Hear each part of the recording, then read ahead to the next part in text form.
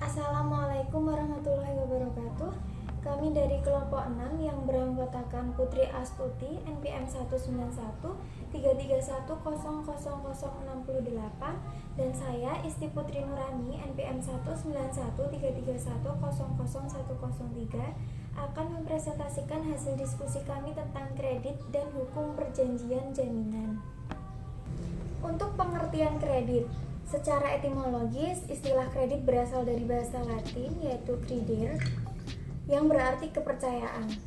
Undang-Undang Nomor 10 Tahun 1998 Pasal 1 Butir 11 tentang perubahan atas Undang-Undang Nomor 7 Tahun 1992 tentang perbankan yang menyatakan bahwa kredit adalah penyediaan uang atau tagihan yang dapat dipersamakan dengan itu berdasarkan perjanjian pinjam-meminjam antara bank dengan pihak lain yang mewajibkan pihak peminjam untuk melunasi utangnya setelah jangka waktu tertentu dengan pemberian bunga. Bunga itu sendiri termasuk bunga cerukan atau overdraft, yaitu saldo negatif pada rekening giro nasabah yang tidak dapat dibayar lunas pada akhir hari. Kemudian pengambilan tagihan dalam rangka kegiatan anjak atau piutang, dan yang ketiga yaitu pengambilan atau pemberian kredit dari pihak lain. Kemudian yaitu ada jenis-jenis kredit. Menurut tujuannya, kredit dapat dibedakan menjadi kredit modal kerja atau KMK dan kredit investasi. Untuk menurut dana yang diberikan, kredit dibedakan menjadi cash loan seperti KMK dan KI dan non cash loan seperti bank garansi dan letter of credit. Kredit-kredit yang berkaitan dengan transaksi L atau C dan SKB DM. Menurut jumlah kredit, dibedakan menjadi kredit korporasi dan kredit retail. Untuk menurut penggunaannya, dibedakan menjadi kredit konsumtif, kredit produktif, dan kredit profesi. Untuk cara penarikannya, dibedakan menjadi kredit konvensional dan kredit dengan menggunakan kartu kredit. Untuk menurut jangka waktunya, kredit dibedakan menjadi kredit jangka pendek, kemudian kredit jangka menengah, dan yang terakhir kredit jangka panjang. Untuk menurut agunan atau jaminannya, dibagi menjadi kredit dengan agunan umum berdasarkan pasal 1131 KUH Perdata, dan kemudian kredit dengan agunan khusus termasuk diantaranya fidusia, hak tanggungan, hipotek, gadai, dan hak penanggungan, dan kredit dengan agunan berupa simpanan atau deposito, giro, tabungan, dan sebagainya dinamakan cash kolateral, sedangkan jika agunan berupa non simpanan dinamakan non cash kolateral. Dasar-dasar pemberian kredit. Menurut pasal 8 ayat 1 Undang-Undang Nomor 10 Tahun 1998 mengatakan bahwa dalam memberikan kredit atau pembiayaan berdasarkan prinsip syariah, bank umum wajib mempunyai keyakinan berdasarkan analisis yang mendalam atas itikat baik dan kemampuan serta kesanggupan nasabah debitor untuk melunasi utangnya atau mengembalikan pembiayaan dimaksud sesuai dengan perjanjian. Untuk pasal 8 ayat 2 UU Nomor 10 Tahun 1998 mengatakan bahwa bank umum wajib memiliki dan menerapkan pedoman perkreditan dan pembiayaan berdasarkan prinsip syariah sesuai dengan ketentuan yang ditetapkan oleh Bank Indonesia. Pedoman perkreditan dan pembiayaan berdasarkan prinsip syariah sesuai dengan ketentuan yang ditetapkan oleh Bank Indonesia adalah yang pertama dibuat dalam bentuk perjanjian tertulis. Bank harus memiliki keyakinan atas kemampuan dan kesanggupan nasabah debitur. Kewajiban bank untuk menyusun dan menerapkan prosedur pemberian kredit atau pembiayaan berdasarkan prinsip syariah. Kewajiban bank untuk memberikan informasi yang jelas prosedur dan persyaratan kredit berdasarkan prinsip syariah. Larangan bank untuk memberikan kredit atau pembiayaan berdasarkan prinsip syariah dengan yang berbeda dengan nasabah debitur dan atau pihak-pihak terafiliasi. Kemudian penyelesaian sengketa.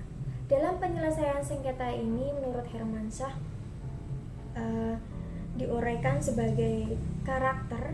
Yang dimaksud dengan karakter ini adalah calon nasabah debitur memiliki watak, moral, dan sifat-sifat pribadi yang baik, Kemudian capacity.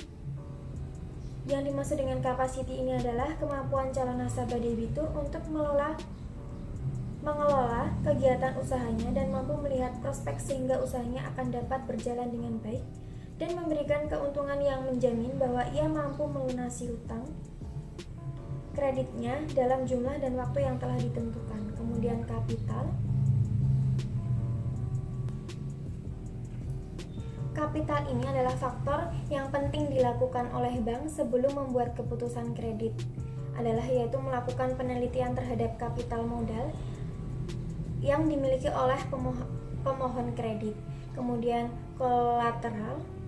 Kolateral ini adalah jaminan untuk persetujuan pemberian kredit yang merupakan sarana pengaman atau backup atas risiko yang mungkin terjadi atas prestasinya nasabah debitur pada kemudian hari, misalnya terjadi kredit macet. Dan yang terakhir yaitu condition of economy. Dalam pemberian kredit oleh bank, kondisi ekonomi secara umum dan kondisi secara sektor usaha, pemohon kredit perlu memperoleh perhatian dari bank untuk memperkecil risiko yang mungkin terjadi yang diakibatkan oleh kondisi ekonomi tersebut. Perjanjian kredit. Perjanjian kredit adalah sebuah peristiwa saat seseorang berjanji kepada orang lain atau saat dua orang tersebut saling berjanji untuk melakukan suatu hal. Dalam perjanjian kredit, objek atau isi perjanjian ini adalah perihal pinjam-meminjam yang disertai dengan penyerahan hak atas sejumlah kekayaan dari debitur sebagai jaminan pelunas utang. Menurut sifatnya, perjanjian ini bersifat perjanjian dasar atau obligator dan pelengkap atau aksesorir. Kemudian menurut bentuknya, perjanjian baku atau standar kontrak. Kemudian perjanjian kredit ini berfungsi sebagai perjanjian kredit sebagai alat bukti mengenai batasan-batasan hak dan kewajiban di antara kreditur dan debitur, dan sebagai alat untuk melakukan pemantauan kredit. Jaminan dan agunan kredit.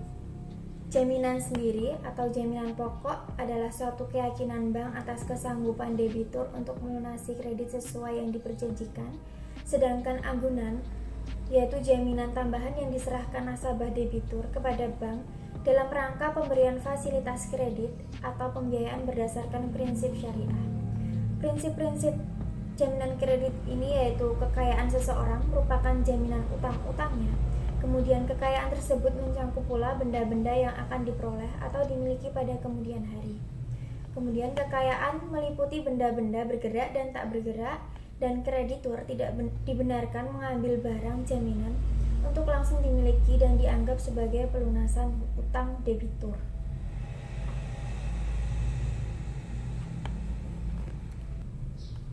Kemudian untuk fungsi jaminan kredit ini menurut pasal 1131 KUH Perdata menerangkan fungsi jaminan sebagai upaya pemenuhan kewajiban debitur yang dinilai dengan uang, yaitu dipenuhi dengan melakukan pembayaran. Kemudian pada dasarnya dalam hubungan pemberian fasilitas kredit senantiasa terdapat hal jaminan kredit atau secured loan, yaitu kekayaan debitur yang bersangkutan. Di sini akan melibatkan pengikatan jaminan kredit atau terjadi pengikatan jaminan kredit. Macam-macam jaminan kredit. Jaminan yang bersifat umum yaitu menurut pasal 1931 KUH Perdata, dan jaminan yang bersifat khusus yaitu jaminan kebendaan dan jaminan perorangan. Jaminan kebendaan ini meliputi gadai, hak tanggungan, hipotek, dan fidusia. Untuk jaminan perorangan yaitu penanggung utang atau brokerage. Saya Putri Astuti akan melanjutkan penjelasan dari Mbak Isti Putri Nurani mengenai macam-macam jaminan kredit. Untuk macam-macam jaminan kredit yang kedua yaitu gadai. Gadai merupakan suatu hak kebendaan atas suatu benda bergerak milik orang lain yang semata-mata diperjanjikan dengan menyerahkan hak atas benda tersebut dengan tujuan untuk mengambil pelunasan suatu hutang, sebagaimana dijelaskan dalam pasal 1150 sampai dengan 1161 KUH Perdata. Adapun prinsip-prinsip gadai gadai. Yang pertama, meliputi hak kebendaan. Yang kedua, perjanjian asesor. Yang ketiga, perjanjian berbentuk bebas. Yang keempat, objek gadai. Dan yang terakhir, benda jaminan dikuasai oleh kreditor.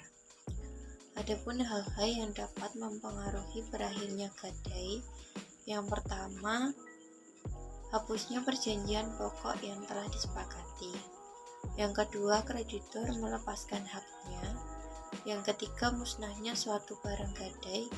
Dan yang terakhir, sebab suatu hal atau hal-hal yang menyebabkan suatu gadai tidak bisa dilaksanakan kembali. Yang selanjutnya, hak tanggungan. Hak tanggungan adalah hak jaminan yang dibebankan pada hak atas tanah sebagaimana dimaksud dalam Undang-Undang Nomor 5 Tahun 1960 tentang Perjanjian Dasar Pokok-pokok Agraria, di mana tanah merupakan satu kesatuan yang memerlukan suatu pelunasan untuk utang tertentu dan memberikan kedudukan yang diutamakan kepada kreditor terhadap kreditor yang lain. Adapun hal-hal yang terdapat dalam hak tanggungan, yang pertama, unsur hak tanggungan. Yang kedua, asas-asas hak tanggungan. Yang ketiga, bentuk perjanjian. Yang keempat, objek hak tanggungan. Yang kelima, subjek hak tanggungan. Yang keenam, penerima atau pemegang hak tanggungan. Dan yang terakhir, hapusnya hak tanggungan. Yang selanjutnya, hipotek. Sebagaimana dijelaskan dalam Undang-Undang KUH Perdata Pasal 1162, di mana hipotek adalah hak kebendaan atas benda tak bergerak sebagai pelunasan atau suatu keperikatan. Dalam hipotek kapal laut terdapat beberapa hal yang menjadi persyaratan. Yang pertama, kapal dengan ukuran tonase kotor sekurang-kurangnya 7 gross tonase atau setara dengan 20 meter kubik. Yang kedua, kapal milik WNI atau badan hukum yang didirikan berdasarkan hukum atau kedudukannya di Indonesia. Dan yang terakhir, kapal milik Badan Hukum Indonesia yang merupakan usaha patungan beberapa pihak. Selanjutnya, fidusia.